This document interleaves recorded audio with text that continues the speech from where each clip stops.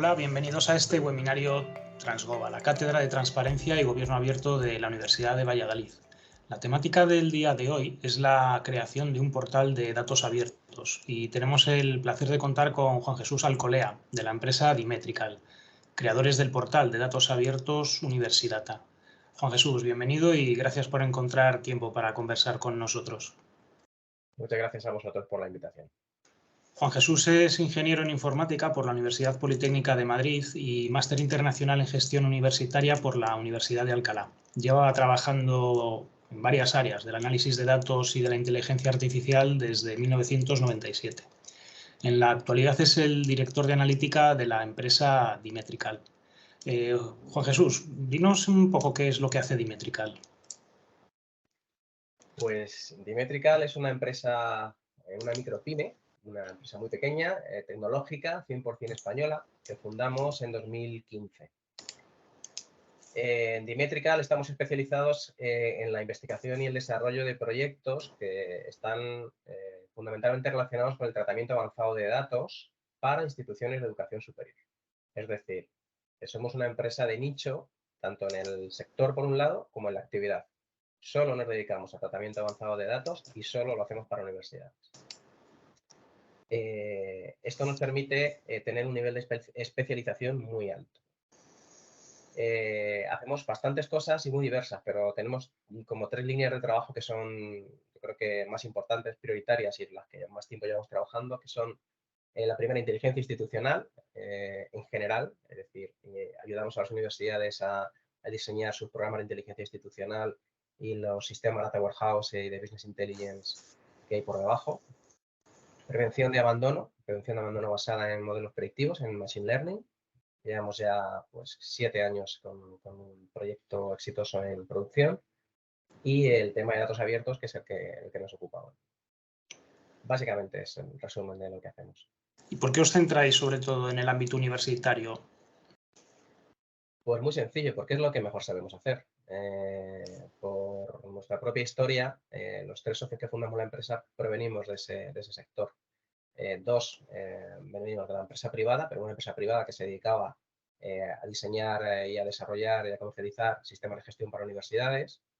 Y el tercer socio es profesor investigador de la universidad en la Escuela Politécnica de la Autónoma y lleva toda la vida enseñando análisis de datos también en la universidad. Entonces, era nuestro nicho y era donde mejor nos desenvolvíamos y donde más veíamos que había necesidades aún sin cubrir y veíamos oportunidad. ¿Y el equipo humano de Dimetrical es muy semejante entre sí en cuanto a capacidades o tenéis perfiles complementarios? Pues somos bastante homogéneos, la verdad. Como te decía antes, somos una micropyme, está formada por 3 socios, luego tenemos nuestra red de proveedores con los que nos complementamos y nos completamos, pero básicamente somos 3 personas que procedemos del ámbito universitario, ¿no? Ya sea de la propia universidad o de proveedores de la universidad. Los 3 somos informáticos y llevamos trabajando en este sector por más de 20 años, prácticamente toda nuestra carrera profesional. Así que sí, te podría decir que son perfiles muy técnicos y muy parecidos los 3. Quizá la única diferencia es que uno de nosotros pues, es profesor en la universidad y los otros 2 han estado trabajando en la empresa privada, ¿no?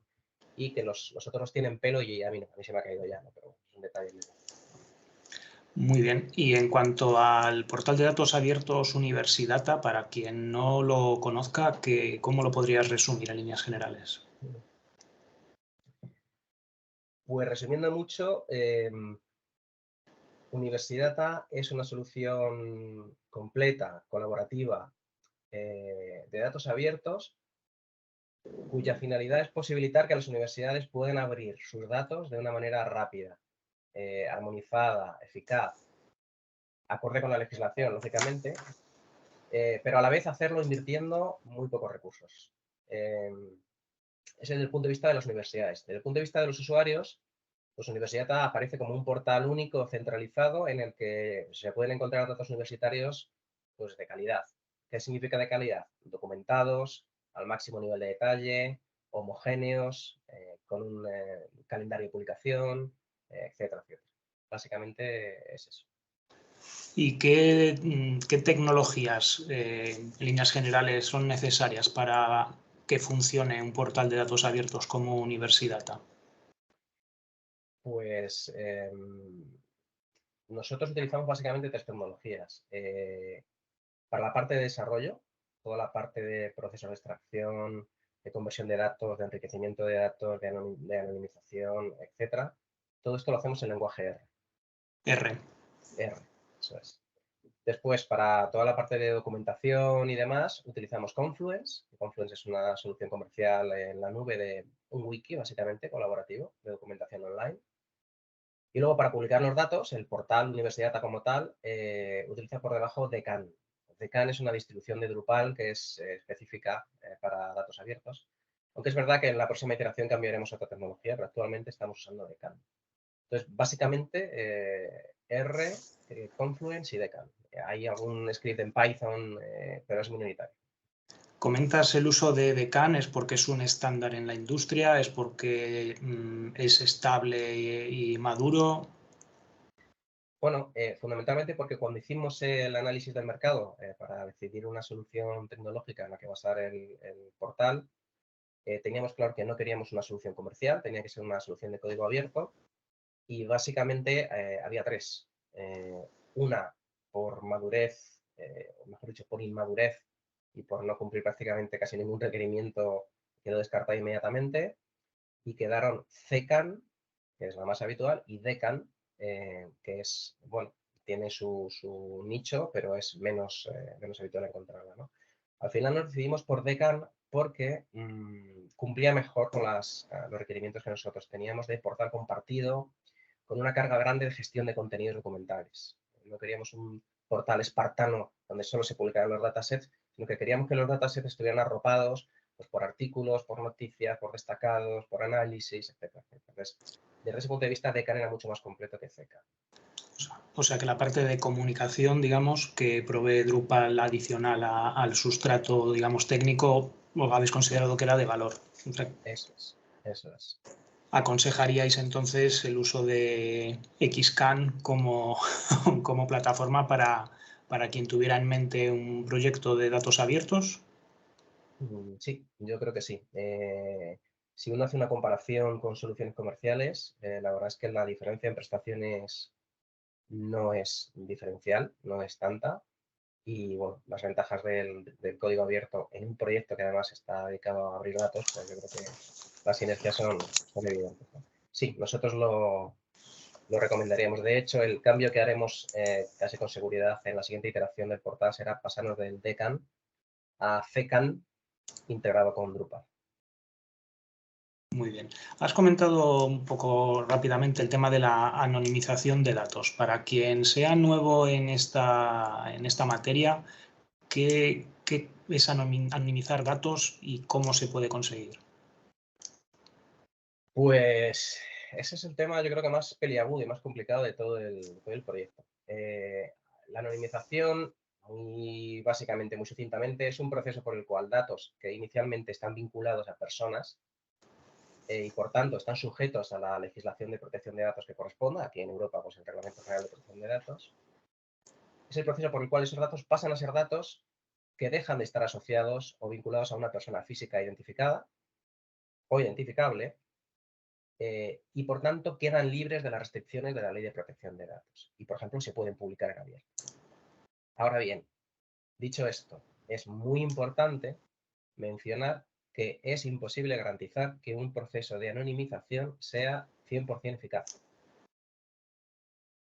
porque siempre hay un riesgo residual de reidentificación. Siempre es posible que de manera, digamos, utilizando solo un determinado dataset o vinculándolo con otros datasets que se publiquen o bueno, utilizando técnicas estadísticas diversas, siempre hay un riesgo residual de reidentificación. Es decir, que alguno o algunos de esos datos que aparecen ahí, que han sido desvinculados de la persona de la que proceden, puedan volverse a vincular. ¿Qué pasa? Entonces, ¿no podemos anonimizar? Sí, lo que tenemos que hacer es cuantificar ese riesgo, puesto que es imposible de evitar, y gestionarlo. Esto es lo que te pide la ley, ¿no? Cuantificar el riesgo y gestionarlo. Claro, esto es delicado porque en general todos los procesos de anonimización tienen una cierta pérdida de información. Implican encontrar un equilibrio que asuma, por un lado, un riesgo razonable y por otro lado tenga una pérdida de información mínima para que el dataset no deje de ser útil, ¿no? Entonces, ahí es donde hay que encontrar la medida justa, ¿no? El Entiendo. riesgo sea asumible y la utilidad sea razonable también. Bueno, de hecho, vamos a tener otra sesión de webinario sobre esta temática para las personas que estén interesados, que curiosen nuestros enlaces porque vamos a hacer una edición específica sobre anonimización y riesgos asociados en la reidentificación. En el portal Universidad actualmente, si no me equivoco, figuran 6 universidades como participantes activas del proyecto. ¿Cómo nace el grupo inicial de trabajo? ¿Es una necesidad que parte de alguna universidad en concreto? ¿Es un tema legislativo? ¿Es un producto que vosotros presentáis y que tiene buena acogida? Pues es curioso porque la historia de esta iniciativa es mucho más larga de lo que parece y de lo que estamos implicados acostumbramos a recordar, ¿no? El proyecto, como tal, se hace público en 2020, pero el proyecto o la idea de proyecto existe desde 2014. Nosotros eh, llevábamos desde 2014 contando la idea, presentándola pues en determinados foros donde pensábamos que podía tener interés, contándoselo a las universidades, solicitamos financiación al ODINE, que el ODINE es el Open Data Incubator de Europa, que es dinero que pone Europa para financiar nuevos proyectos de datos abiertos, no nos lo dieron, por cierto. En fin, estuvimos casi 5 años dando tumbos por ahí, contándolo a todo el mundo, porque pensábamos que era un proyecto que realmente era necesario y que era de interés, ¿no? Al final, pues la Rey Juan Carlos, la Universidad Rey Juan Carlos de Madrid, lo escuchó, le interesó la idea y entonces, como de momento solo era una idea y además tenía una serie de retos no menores llevarla a cabo, decidimos montar conjuntamente un proyecto piloto. Un proyecto piloto cuya finalidad fundamental era ver si era viable o no era viable esa idea que nosotros teníamos de un portal único, colaborativo, que publicara los datos a máximo nivel de detalle, sin incurrir en problemas con la ley de protección de datos, etcétera, etcétera. Pues nada, estuvimos desarrollando junto con ellos el piloto y la verdad es que el piloto fue un éxito. Bueno, pues como fue un éxito, Larry Juan Carlos decidió convertir el piloto en un proyecto real, en un portal de datos abiertos, y ahí sí que ya, con ese proyecto piloto exitoso, nosotros visitamos varias universidades de la Comunidad de Madrid, más que nada por cercanía y porque ya estábamos trabajando con ellos. Se lo contamos y bastantes de ellas se subieron al carro, si no desde el minuto 1, pues en el minuto 3, ¿no? Entonces, bueno, esto culmina abriendo el portal con 5 universidades en 2020, madrileñas las 5, pero otras 2 universidades se incorporaron muy poquito después, la Universidad de Huelva y la Universidad de Valladolid, que nos acogéis hoy en esta. Y bueno, tenemos otras 2 en capilla que no terminan de decidirse y esperamos que vengan muchas más después.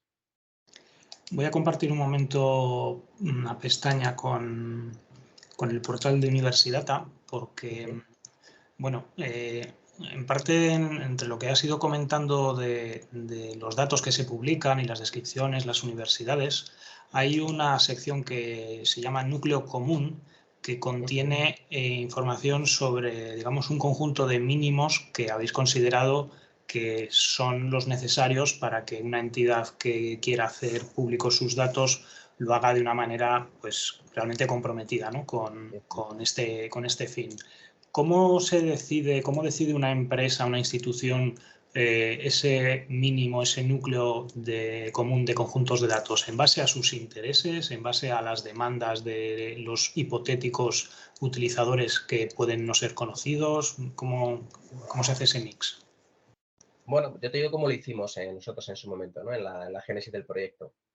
Seguimos fundamentalmente 3 pasos. El primero fue analizar la demanda, es decir, qué se está pidiendo a las universidades que publiquen. Ahora, ¿quién pide? Pues pide la legislación, pide la sociedad, piden las fundaciones y organizaciones que hacen rankings de transparencia, piden de manera indirecta otras universidades que ya han abierto determinados datasets y, por tanto, aunque sea por imitación, ya han generado ahí una expectativa. Esa es la demanda que utilizamos en su momento. De ahí salió una lista de datasets que luego contrastamos con la Universidad Rey Juan Carlos al inicio y con el resto de participantes después, ¿no? ¿Y ese contraste en qué consiste? Pues básicamente en analizar el nivel de complejidad que supone para una universidad publicar cada uno de los datasets que se han identificado como demandados, ya sea legalmente, socialmente, por un ranking, por estudiantes, por lo que sea, ¿no? Se descartan, al menos inicialmente, los que se consideran de un nivel de dificultad tal que prácticamente son inviables. No me gusta decir descartar, yo prefiero decir posponer, ¿no? Porque esto siempre este esfuerzo siempre va abarcando cada vez más, ¿no? Sí, al final es un compromiso entre el trabajo, el esfuerzo necesario para obtener los datos Eso es. Y y la el utilidad. impacto que pueda tener, sí. Exacto. Entonces, empezamos siempre por aquellos datasets que se identificaron como que eran razonablemente sencillos para la universidad, pero también eran razonablemente útiles para los reutilizadores, ¿no? Para hacer victorias rápidas, pero que no fueran victorias aparentes en el sentido de que, bueno, publicamos muchos datasets muy rápido, pero carecen de interés para nadie, ¿no? Yo creo que ya hicimos una buena labor de equilibrar esfuerzo con utilidad y bueno, sí que fuimos capaces de publicar en bastante poco tiempo datasets a un nivel de detalle muy alto y con un alcance histórico bastante grande desde el curso 2017-2018, bueno, yo creo que fue una pequeña gran victoria inicial, ¿no? Y luego importante, no olvidarnos de la licencia. Todos esos datos que acordamos que hay que publicar, hay que hacerlo bajo una licencia. En este caso, una licencia común, como todo lo de Universidata, para dotar esa apertura de datos de un marco de uso controlado y que esté acorde con el espíritu de la iniciativa y con la voluntad política de las universidades que se están, digamos, esforzando, gastando recursos y exponiéndose al escrutinio público, abriendo esos datos. Entiendo. Hablas también del dataset. Bueno, el dataset entendemos el conjunto de datos único temático, ¿no? El que por sí solo tiene valor cuando, sobre todo, como acabas de decir, va acompañado de un histórico, de una serie de la que se puedan inferir pues, variaciones o otro tipo de cambios. Y hay un concepto que todavía no hemos hablado sobre él, pero que dentro del proyecto Universidata creo que sí que es muy relevante, que es el tema de la federación. En dos pinceladas, ¿qué ventajas aporta que un dataset se federe con otras instituciones? Pues es esencial. Primero, porque la ley ya lo exige. Segundo, porque esa federación es el salto al estrellato del dataset que tú publicas a nivel local. Es decir, nosotros la federación que tenemos actualmente en la universidad es indirectamente doble. Cualquier dataset que una universidad publica en Universidata automáticamente es federado en el Portal Nacional de Datos del Gobierno de España, en datos.gov.es, donde tiene una visibilidad todavía mayor y una cobertura todavía mayor. Pero es que del portal nacional español salta al portal de datos de la Unión Europea. No me acuerdo cómo se llama. Bueno, ¿cómo se llama? Es fácil de Sí. encontrar. Data no sé qué .eu. Lo cual tiene todavía más visibilidad y mucha más proyección, ¿no? Entonces, una única publicación local, entre comillas, en el portal Universidata, acaba generando de manera automática y en dos saltos una proyección a nivel de un continente, ¿no? Y eso es, yo creo que muy relevante. Entiendo además que usando herramientas estándar, esta federación es un proceso semiautomático, ¿no? Donde se definen los vínculos o los hilos de conexión entre las diferentes publicaciones de datasets y ya la propia mecánica de los portales va recabando o aglomerando la información que tiene de diferentes orígenes. Sí, de hecho se utiliza un estándar que se llama DECAT. No es el DECAT puro, es un DECAT especialmente modificado para la Unión Europea. que bueno, formó parte del desarrollo del proyecto, el poder generar ese catálogo en formato de CAD. Es un fichero XML bastante complejo, hay que decirlo. Pero bueno, una vez hecho, es totalmente automático. El esfuerzo es prácticamente ninguno. Vale, muy bien. Pues a ver, hasta ahora hemos hablado ya de que existen varias soluciones software para afrontar las diferentes piezas que componen un portal de datos abiertos. Hemos hablado de que hay algunas que son más estandarizadas que otras y que son de código abierto, lo que también facilita algunas otras integraciones. Hemos comentado que una institución, una empresa que quiera publicar datos abiertos, primero tiene que pensar sobre ese mínimo conjunto que quiere dar a conocer en forma de uno o varios datasets.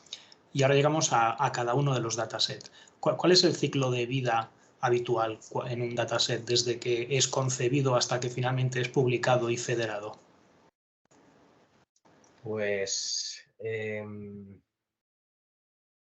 primero, como tú dices, alguien lo tiene que haber puesto encima de la mesa, ¿no? O bien estaba en ese catálogo inicial, hablando del proyecto nuestro en concreto, ¿no? O bien estaba en ese catálogo inicial que identificamos, o bien una universidad considera que debería ser incluido por el motivo que sea, ¿no? Una vez que se propone, se somete a votación y tiene que ser aprobado por las universidades participantes, o por lo menos por la mayoría de ellas, ¿no? Es decir, queremos publicar esto, y no solo queremos publicar esto, tenemos capacidad de publicar esto y no publicarlo de manera puntual, sino de manera sostenida en el tiempo y con un calendario y comprometernos. Esta es la pregunta primera que hay que hacer, ¿no? O sea, hay que adquirir el compromiso de que no caiga en saco roto, se publique una vez y después pues ya no se le dé continuidad. Claro, más que nada por evitar esfuerzos baldíos, ¿no? Yo creo que es un análisis mínimo que es muy razonable llevar a cabo. Y si la respuesta es no, no pasa nada. Quizá en el futuro pues sí se tenga, pero hacer el esfuerzo para luego quedarnos a medias es malo para todos, ¿no? Entonces, lo primero es eso, ver si queremos publicar esta información y si tenemos capacidad para hacerlo. Después, si la respuesta es sí a esas dos preguntas, pues se analizan las fuentes de datos de cada universidad. Idealmente, si es la misma, mejor, pero puede no ser la misma. Puede que distintas universidades esos datos los tengan en sistemas distintos, en formatos distintos, etc., ¿no? Bueno, pues se analiza de qué datos dispone cada universidad, si esos datos son o no son fiables, qué alcance histórico tienen, y lo más importante es cuál es el mínimo común que todas las universidades pueden suministrar, ¿no? Porque ese será el punto mínimo de acuerdo. Una vez que hemos aclarado eso, pues se diseña el propio dataset. ¿Qué significa diseñar el dataset?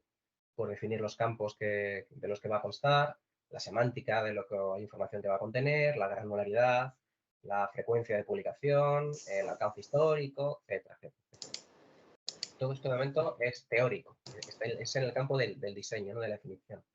Una vez que hemos terminado con el diseño y que todos estamos de acuerdo en semántica, granularidad, frecuencia, etcétera, pues entonces ya se empieza a desarrollar, o empezamos a desarrollar los extractores o los conversores automáticos que cogen esa información en el formato en que la tengan las universidades y la convierten al formato común acordado. Y si es necesario, si se trata de información personal, pues se desarrollan también los procesos de anonimización correspondientes. Una vez que hemos desarrollado y probado esos extractores conversores, pues generamos los datasets para todas las universidades con el alcance histórico acordado, que habitualmente es desde el año 2017, el curso 2017-18. Se envían a las universidades para que las universidades puedan revisarlos, puedan validarlos. Y una vez validados por parte de las universidades o corregidos los errores que normalmente siempre salen, pues nada, se publican en el portal, se publicita su existencia y entran a formar parte ya del ciclo repetitivo anual de publicación de datos.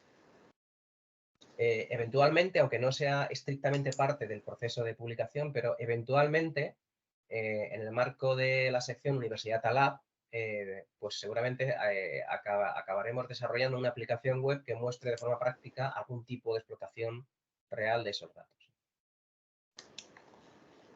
Vale, estoy revisando, voy a volver a compartir pantalla para ilustrar lo que estás comentando de la semántica, que me parece relevante.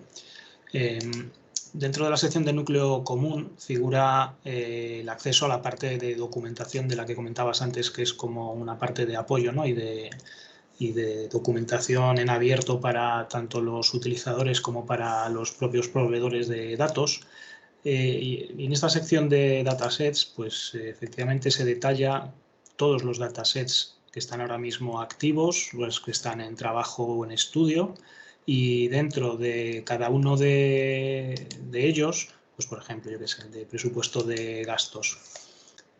Aquí figura una información general sobre la descripción y los elementos, digamos, orgánicos de ese dataset, los funcionales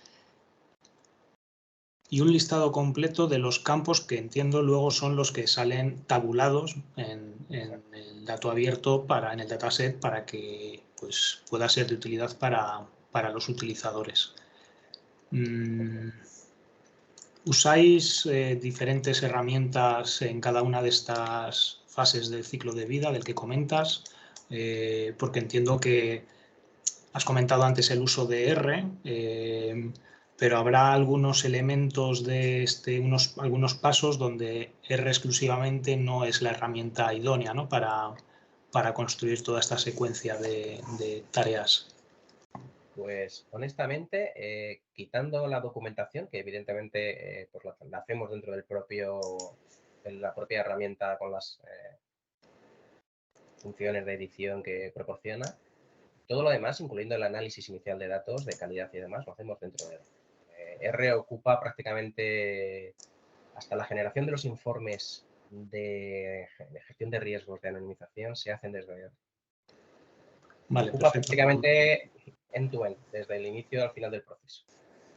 ¿Y tienes alguna opinión, aunque sea personal, acerca de algunos competidores de R o algunas otras herramientas que están empezando ahora a despuntar y a ser conocidas en el ámbito de datos abiertos? ¿Alguna apreciación personal sobre por qué las habéis descartado o si son adecuadas para otros contextos que puedan ser de utilidad para quien nos escuche y vea?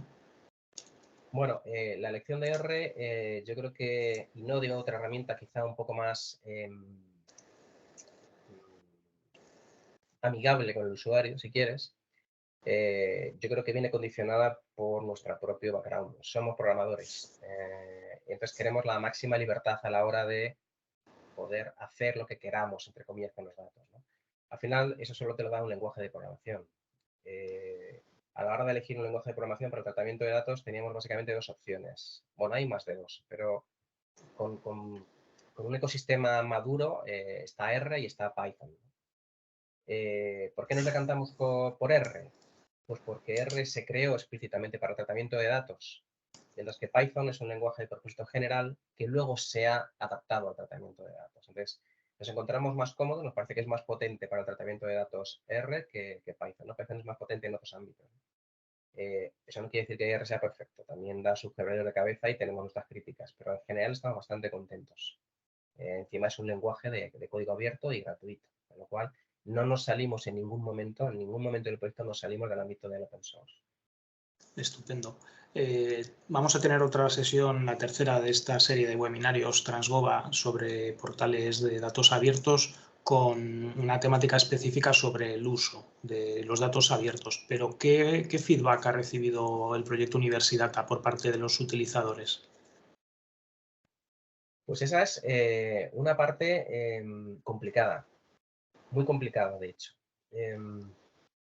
Nosotros tenemos un feedback cuya utilidad es muy relativa, que es el número de visitas, el número de descargas. ¿Qué ocurre? Que eso es una métrica que realmente no te da casi información sobre para qué se visita o para qué se descarga, que es la información auténticamente interesante, porque el valor está ahí. El valor no está en la descarga, el valor está en el uso posterior que se ha hecho de lo descarga. Muy al inicio del proyecto, de hecho en la fase de diseño, se tomó una decisión que puede parecer un poco tonta, pero tiene muchísimas implicaciones. Y la decisión fue no poner absolutamente ninguna barrera a ningún usuario para hacer absolutamente nada. ¿Esto qué quiere decir? Que todo lo que se puede hacer en el portal se puede hacer sin necesidad de registro, sin necesidad de dar nada, ni una dirección de correo electrónico, ni evidentemente pagar, ni solicitar nada.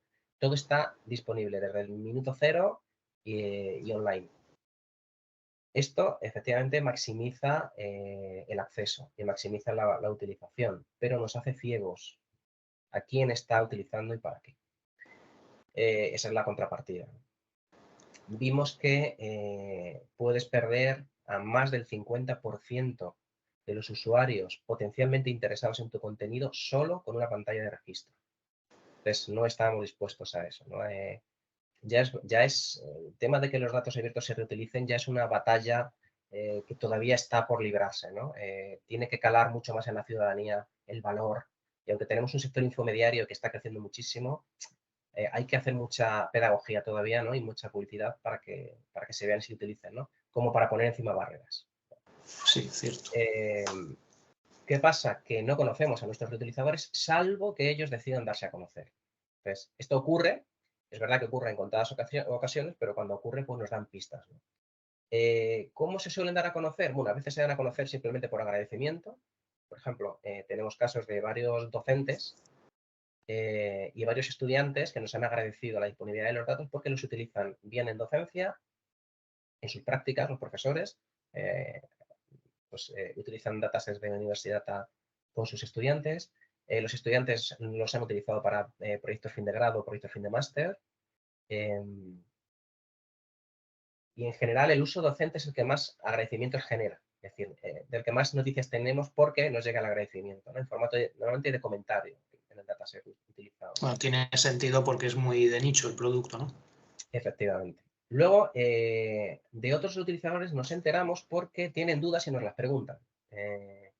Y además, otra decisión muy inicial de diseño es que cualquier pregunta, cualquier cosa que llegue al portal, cualquier comentario tiene que ser respondida entre 24 horas, ¿no? Y lo llevamos muy a rajatabla.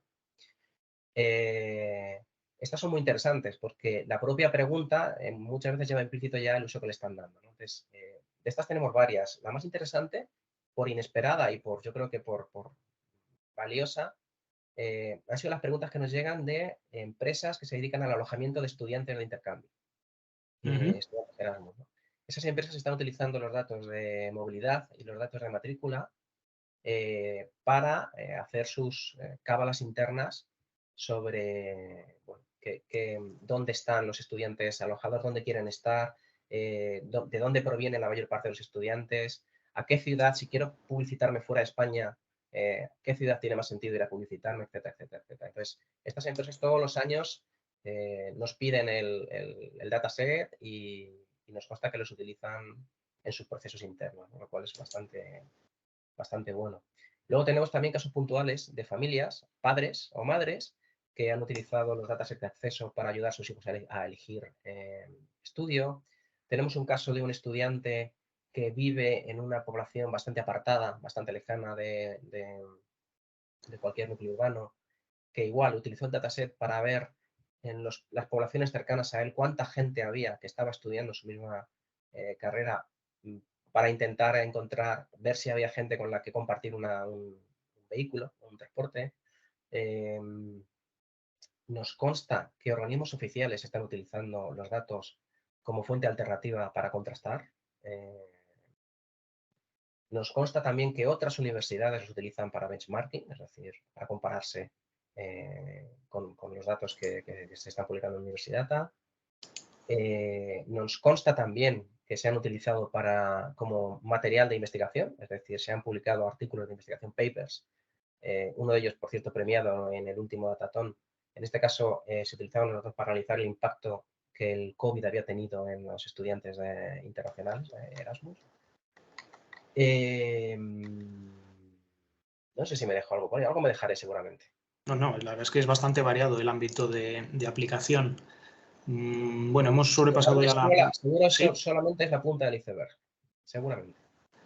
Hemos ya sobrepasado la media hora de tiempo. Me gustaría recordar a los asistentes que si tienen alguna pregunta, algún comentario que quieran hacerlo, lo pueden utilizar lo pueden efectuar a través del chat. Y bueno, si quieres, por ir concluyendo, porque también entiendo que algunos de los perfiles que nos pueden estar viendo son personas de tipo gestor de institución que esté planteándose la puesta en marcha. Cuando mantenéis conversaciones con las universidades implicadas o con otros organismos, es muy relevante hacer el análisis, pues el DAFO, ¿no? de debilidades, amenazas, fortalezas y oportunidades que participar en un proyecto de esta envergadura implican para esa institución que se compromete. ¿Tienes no te voy a decir alguna sugerencia, pero alguna conclusión a la que hayas podido llegar en base a lo que te comentan las instituciones participantes sobre este DAFO? Pues sí, yo creo que hay cuestiones bastante recurrentes, empezando por la parte negativa, por debilidades, ¿no? Yo creo que la principal debilidad es la falta de recursos. Esto no solo es en el ámbito universitario, esto es año tras año en el análisis que hace la patronal del sector infomediario sobre el estado de los datos abiertos en España. Año tras año, las administraciones públicas identifican la falta de recursos como la barrera número 1 para abrir sus datos.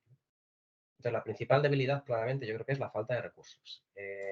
Incluso siendo este un proyecto especialmente pensado y diseñado para que la mayor parte del esfuerzo caiga en la empresa proveedora y se saque dentro de lo posible del personal de la universidad, es verdad que hay ocasiones en las que las universidades sufren para suministrar los datos a tiempo.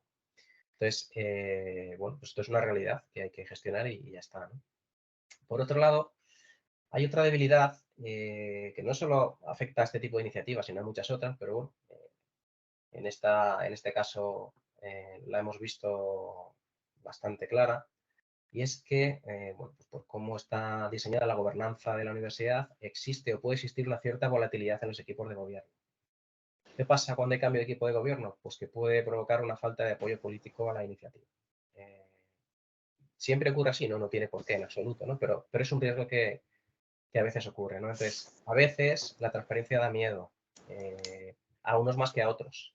A veces se piensa que los datos se pueden malinterpretar, que se pueden usar de forma maliciosa, y bueno, se puede haber equipos de gobierno que no están a lo mejor tan comprometidos o que no tienen tan claro el valor de una iniciativa de este tipo, ¿no? Entonces, pero es una debilidad que puede echar al traste el proyecto en un momento dado. Luego, por seguir con lo negativo, amenazas, pues es que es un poco volver sobre lo mismo. De la debilidad de la falta de recursos surge la amenaza de no poder sostener la iniciativa, lo cual es una faena porque genera una erosión de imagen tremenda a la institución, porque ya has generado una expectativa, ya has hecho un esfuerzo, has publicado unos datos y de repente datos que te has comprometido a publicar con tal frecuencia, pues no los publicas, ¿no? Entonces eso genera un desencanto, una erosión en la imagen de la institución que casi es peor que no haber empezado. Esto es algo que nosotros dejamos muy claro siempre que empezamos un proyecto con una nueva universidad, y es que esto es un esfuerzo sostenido y creciente, no es un proyecto que empieza, acaba y nos olvidamos, que si no, acabamos con lo que se llama en el mundillo portales aparentes, que además están muy denostados y con razón. Otra amenaza que nosotros no percibimos como amenaza, pero las universidades muchas veces sí, es el miedo que hay a publicar datos erróneos o datos que no sean de una calidad excelsa. A ver, yo creo que hay que asumir que los datos están como están. ¿Podrían estar mejor? Seguro que sí, siempre. Casi siempre todo es mejorable, ¿no? Pero es que si nunca lo sabes, jamás los vas a poner a prueba. Eso para empezar, ¿no? Y por otro lado, uno de los efectos colaterales más reconocidos desde hace ya tiempo de abrir los datos es precisamente que se empiezan a descubrir errores ocultos, pero eso no es una vergüenza, eso es una buena noticia, no es una cosa mala, porque eso es lo que te permite corregirlos. Entonces, efecto colateral de abrir los datos empiezan a ganar calidad en el momento en que se usan, ¿no? ¿Por qué? Porque el escrutinio evidentemente es mayor. Entonces yo creo que hay que perder el miedo a abrir datos que no estén del todo bien o que contengan errores. No hay ninguna vergüenza en ello. Las universidades están abriendo hoy, en Universidad A, literalmente decenas de millones de datos. Es imposible que no haya errores ahí.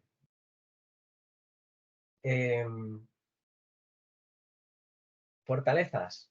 Pues yo creo que la fortaleza principal es que en muchos casos los datos ya están. Realmente ya están. La gestión interna de la universidad ya los está generando.